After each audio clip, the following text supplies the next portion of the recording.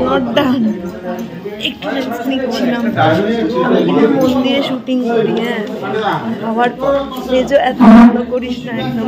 আমি পা টিপছি, আরেকজন হাওয়া করছে, সেই অবস্থায় ব্যাপারই আলাদা। ভাগ্য করে এসেছে, শাড়িটা দেখ না। আচ্ছা, গামছা দেওয়া হয়ে যাওয়ার পর একটু সেবা করছি।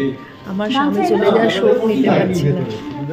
জেঠুর জন্য সবাই দর্শকও যেমন আকুল হচ্ছে, আমিও শোক নিতে পারছি না। মাঝে মাঝে পিঠের ব্যায়াম হচ্ছে, ওরা তখন পিঠের ব্যায়াম করে আমাকে সামনে